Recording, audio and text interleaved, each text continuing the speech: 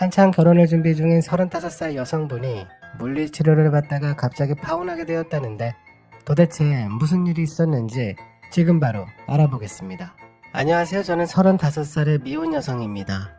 원래 지금쯤이면 기혼이었어야 했는데 결혼 참 쉽지 않네요. 저는 파혼을 했고요. 그 파혼 결정을 상견례자리나 그런 게 아니라 엉뚱하게 물리치료 받다가 했습니다. 일단 저는 35살이고 예비 신랑은 39살입니다. 둘 다 홍기는 이미 꽉 차고 넘쳐 흐르는 상황이었어요. 저도 그동안 남자친구가 없던 것도 아니고 잘 만나다가 늘 마지막에 어긋나더라고요. 어느 순간부터는 내려놨습니다.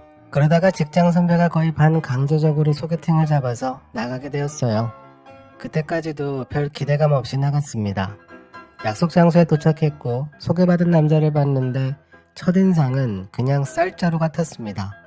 카키색 나는 셔츠를 입고 있었고 몸이 전반적으로 땅땅한 체형이라서 그런지 셔츠 단추들이 안간힘을 쓰고 있더라고요. 터질 것 같아 보였어요. 그래서 첫 느낌이 쌀자루 같았고 어떨 때 보면 포대자루 비슷했습니다. 그래도 서글서글하니 자루더군요. 워낙에 기대감 없이 나갔던 거라 쉽게 대화를 시작했고 사는 이야기, 직장 이야기, 이런저런 이야기를 했어요. 제가 그리 수다스럽진 않은데 그날은 엄청나게 이야기를 하게 되더라고요. 결국 식사를 마치고 카페까지 갔어요. 카페에서도 쌀자루 같은 남자와 계속 주거니 받거니 하며 이야기를 이어갔습니다. 그러다가 어릴 적 이야기까지 했는데 저랑 중학교, 고등학교가 똑같더라고요. 그때 좀 충격이었습니다. 근데 그게 다가 아니었어요. 사는 곳도 같은 동네였고요. 중학교, 고등학교도 같았고 심지어 다니는 직장도 근처더라고요. 너무 신기했습니다. 하물며 취향도 비슷했고 그냥 무슨 제 혈육을 만난 것처럼 그리고 혈액형도 같았네요. 데칼코마니 같았습니다. 저는 출퇴근을 버스로 하는데 쌀자루 같은 남자는 자동차로 한다면서 그래서 서로 마주치지 못한 것 같다고 당장 내일부터 카풀을 하자고 하더군요. 저야 정말 좋았죠. 어떨 때는 퇴근도 같이 하게 되었고 퇴근길에 영화도 보고 이러다가 점점 가까워졌고요. 주변 사람들도 신기하다고 영화 같다, 드라마 같다, 천생연분이다 등등. 저는 무슨 소리냐고 내색하지 않았지만 이미 드라마 속 주인공 같았습니다. 35년을 그래서 기다렸나 싶었어요. 점점 사이가 깊어질수록 더 많은 이야기를 나눴고 그러다가 지난 애인들 이야기도 하게 되었어요. 저야 몇몇 스펙터클한 남자친구 빼고는 사실 너무 평범해서 이름도 잘 기억이 안 나는 사람도 있었는데 그런 이야기들을 편하게 했습니다. 근데 남자친구는 한 여자를 엄청나게 오래 사귀다가 헤어졌다고 하더군요. 거의 10년 가까이를 사귀었다가 헤어졌다면서 그때 그 충격으로 결혼은 포기하고 살았다고 하더라고요. 그때 이미 제 콩깍지가 두툼하게 낀 상태라 그래서 그런 모습도 너무 스위트하고 따뜻해 보였어요. 근데 그 10년 연애의 정체를 나중에 알게 되고서는 정말 그놈의 쌀자루를 그냥 터뜨려버리고 싶었습니다. 그렇게 저희 커플은 결혼하기로 했고 곧바로 양가 부모님께 인사도 올리고 상견례까지 했습니다. 그때 예비 시부모님과 예비 도련님도 만나게 되었어요. 예비 시어머님은 엄청 세련되신 분이더라고요. 단발머리를 하시고 엄청 늘씬하시면서 정말 10년은 더 어려 보이셨습니다. 한 가지 웃긴 건 예비 도련님인데요. 나이는 저랑 동갑이라는데 아직 미혼이고 피부가 엄청 뽀얀데 체형은 예비 신랑과 비슷했습니다. 그 모습이 마치 밀가루 자루 같았네요. 예비 시어머님은 엄청 늘씬하신데 아들들은 저런 것도 참 신기했고요. 그렇게 잘 끝났습니다. 이제 결혼하기로 구체적으로 정해지자 저는 주변에 결혼한 친구들에게 이것저것 물어보기 시작했습니다. 하루 날 잡고 친구들을 다 불러 모았어요. 그게 정말 큰 실수였습니다. 전쟁터가 따로 없더라고요. 그때 이야기했던 내용 중에 거의 절반이 웨딩드레스였고요. 나머지 절반은 신부 다이어트였습니다. 이게 웨딩드레스는 옷 사는 기준이 다르더라고요. 원래 다른 옷들은 내 체형에 맞는 옷을 사잖아요. 근데 웨딩드레스는 드레스를 먼저 고르고 거기에 내 체형을 맞춘다고 하더라고요. 그래서 신부 다이어트가 중요하다네요. 어쩌면 그때 그 다이어트 때문에 제가 파혼하게 된 걸지도 모릅니다. 다이어트를 하다가 물고 물려서 터진 거라서요. 신부 다이어트 특성상 장기적이고 건강한 방법이 아닌 단기, 속성, 폭풍 다이어트를 해야 한다고 하더군요. 닭가슴부터 해독 주스까지 여러가지 선택지가 있었는데 저는 그 중에 고구마를 선택했고 오직 고구마만 먹었어요. 종이컵에 고구마를 담아서 정해진 양만 먹기 시작했고 한 달 가까이 거의 고구마랑 커피만 먹었습니다. 다이어트 전에는 65kg 정도 나갔는데 그때 그렇게 무리해서 5kg 정도 뺐어요.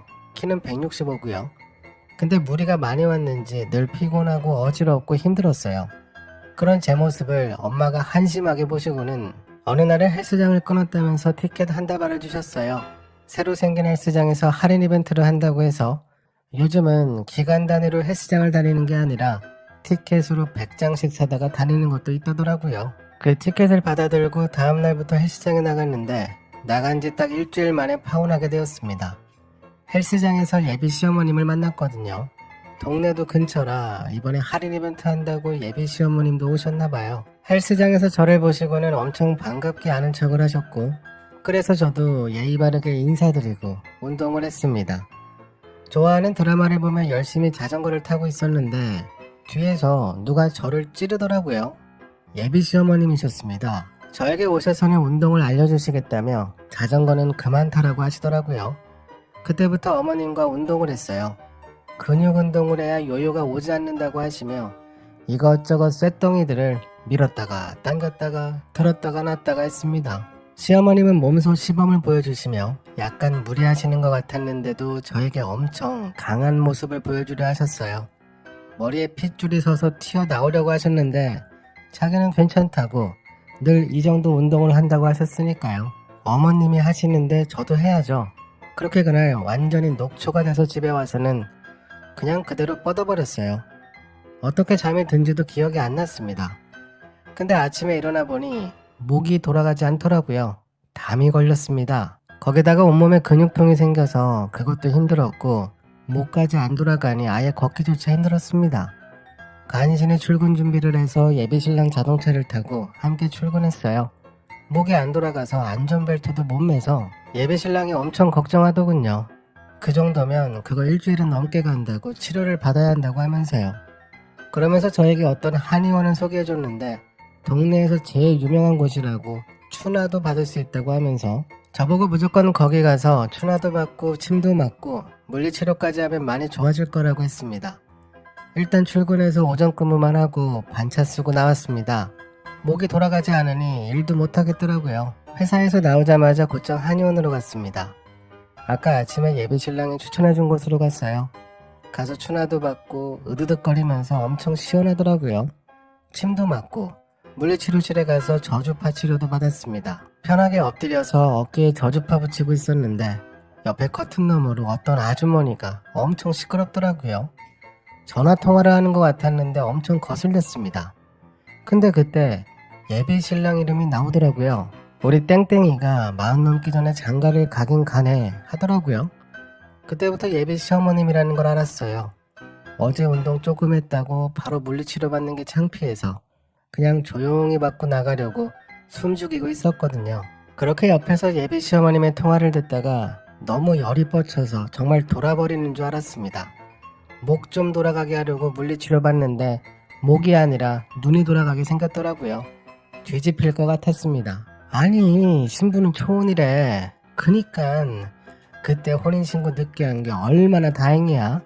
우리 가족 말고는 아무도 모르잖아. 결혼식은 뭐 소박하게 하자고 이야기해봐야지. 아이 가족들을 어떻게 또 불러. 이혼한 거 모르는 사람도 많은데. 일단 거기까지 들어보니 예비신랑은 저와 하는 게 결혼식이 아니라 재혼식이었고 거기서 끝이 아니었네요. 이번에 재혼하게 되면 혼인신고는 늦게 하라고 한다며 어떻게 될지 모른다고 이미 아들에게 말해놨다더군요. 혼인신고 이야기는 저도 처음 듣는 이야기였습니다. 근데 예비신랑과의 이야기를 끝냈다니 어이가 없었네요. 거기다가 더 충격적인 건 사실 이 이야기를 듣고서 정말 본격적으로 눈이 돌아갔는데요.